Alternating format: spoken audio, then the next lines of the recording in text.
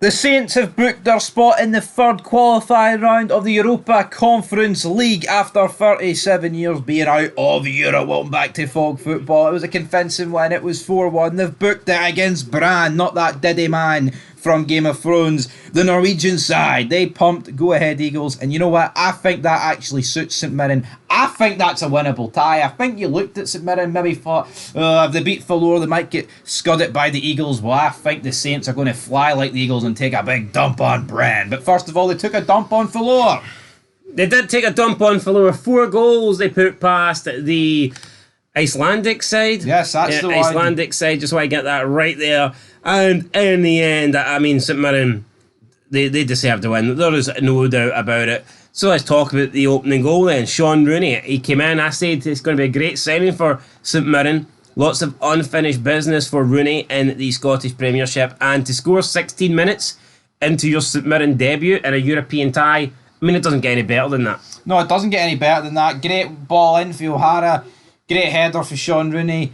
He will have a good St Mirren career. I think he was wasted going into the Diddy leagues of England. He should have stayed up here. But he's back. That's all that matters for St Mirren. They did have a few other chances after this goal flew into the back of the net though, and I'll tell you what happened, because it should have been an immediate equaliser from Valur. Forget about other goals. What was this? Great ball. I don't know if it was meant, but great save for the goalie. I thought it took a deflection and actually landed perfectly for him, but big save for the keeper. Saves it with his leg. But no, you can't get in this sort of position and not score. So let's give the goalkeeper the credit, like, a lot of credit deserved. But for me, this has to be 1-1. Massive opportunity here gone. Yeah, it changes the game, absolutely, if they make it 1-1. I mean, I still think St Mirren would have been on to win, but it would have been a confidence knocker straight after opening the second leg. But then there was a bad injury to Tryggvason, so Sivarsson, come on, all these guys sound the exact same with their same names. Gylfi Sigurdsson, I didn't notice him tonight. Was he playing tonight? No, he wasn't playing. He's actually injured and didn't travel with the team. Didn't travel. Now, I thought it was perhaps maybe he's not allowed to play in the UK, or I don't know what it was. I thought maybe... You looked into it? Oh no, but they came out and said that he's got an injury, so I'm just going to believe them. I actually think it could be something to do with the UK.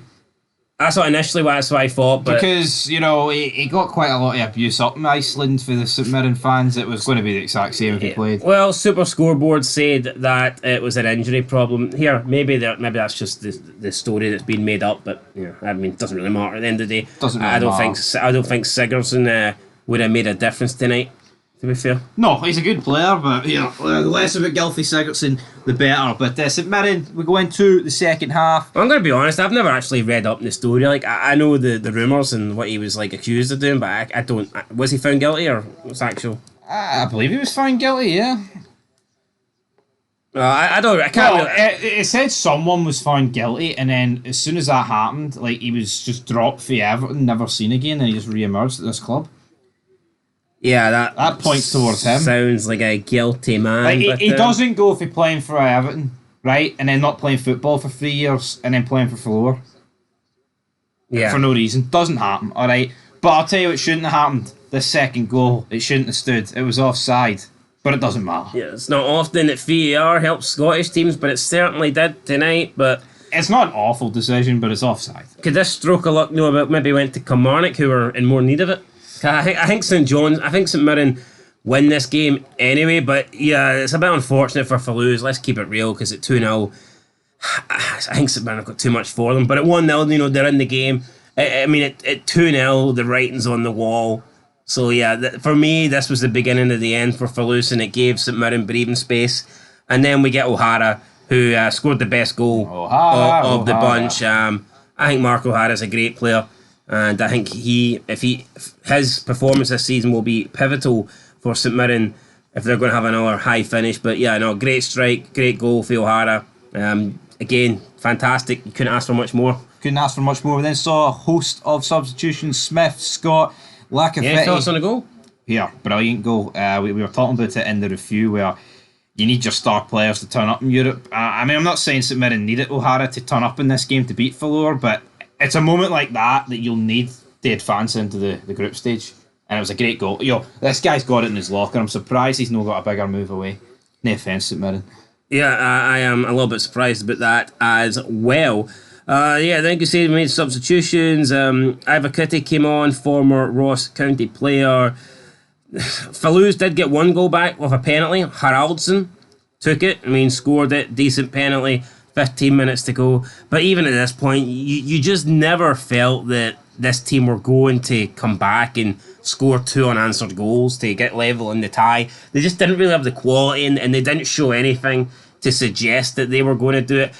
If St Mirren were trailing 3-1 with 15 minutes to go, I think you would have felt like they had maybe a small possibility of getting back in the game. But nah, for me, this team were never really going to do it. I felt like at 2-0 the game was over, so I'm not going to magically think at 3-1 the game's back on. But who knows, St Mirren could have fell apart, but they didn't.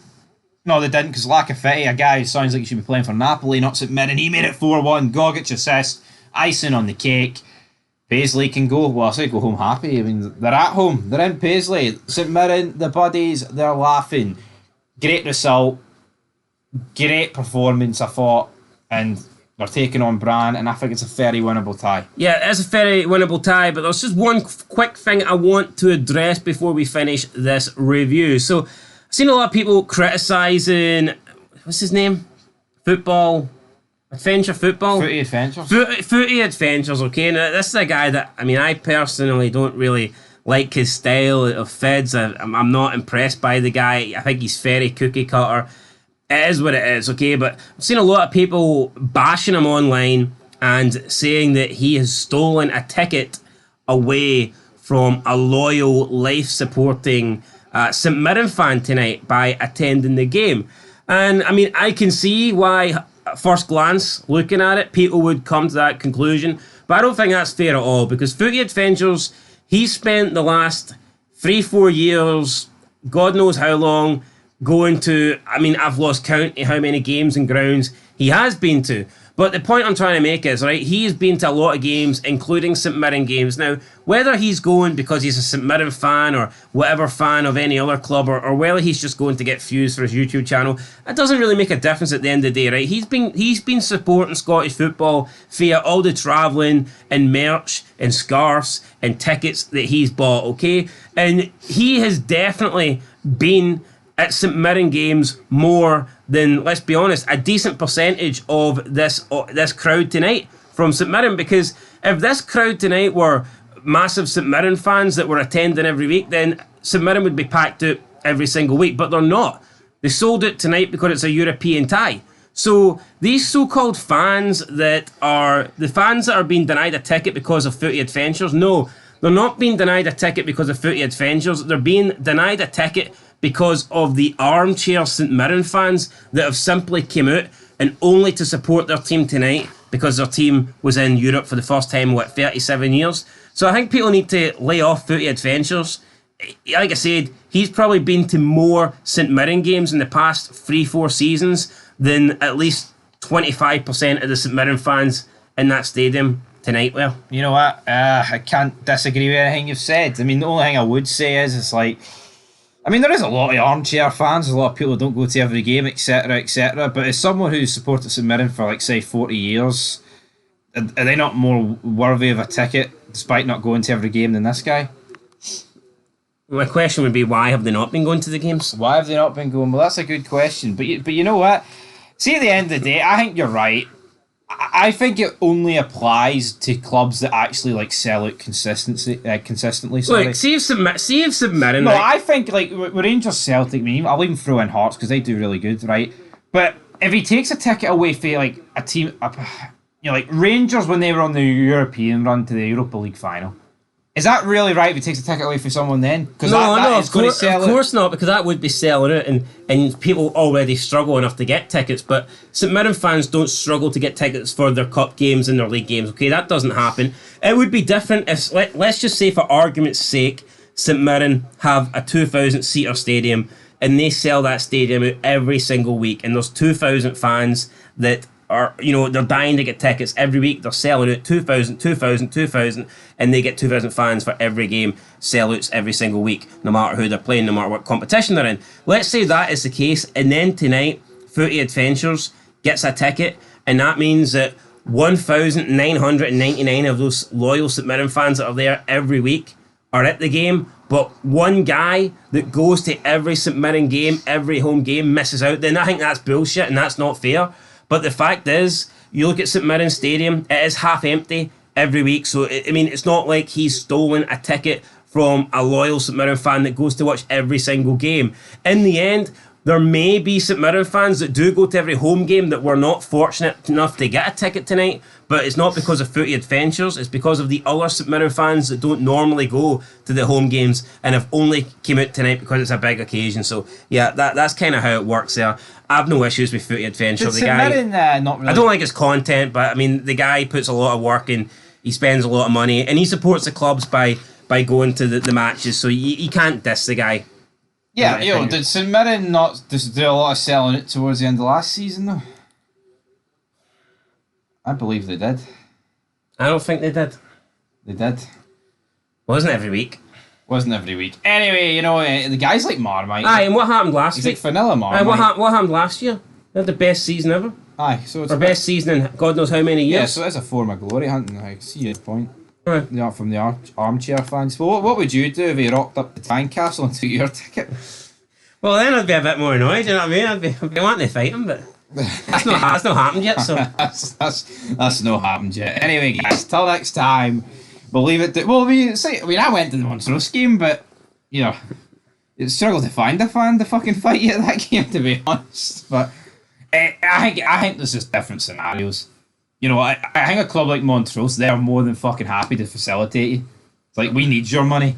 With St Mirren, it's like, it's on that line. You're right, they don't sell out every week. But, again, this is a guy that's actually put a lot... You're right, this guy probably has put a lot more money into the club than some other fans that have been tonight. Yeah. That's what it is. Anyway, leave your thoughts down below. There will be St Mirren fans that have not been to a St Mirren game in years at the match tonight. Yeah. So anyway... Regardless, St Mirren are through. Good performance. Good night for Scottish football. I mean, again, Kelly did go out, but it was a good game. Good game. Kelly went out, but they're still in Europe, so I mean, I'm not too displeased about it. Next week, I'm looking forward to that European preview show. But tomorrow, tomorrow you've got Falkirk come back. I can't even remember who they're playing. Is it Ayr United? It might be. You've got the Premiership predictions for us and the Premiership, the SPFL preview show. It's Feds. It's Fids galore. It's Fids galore. Strap in. Or you want some more.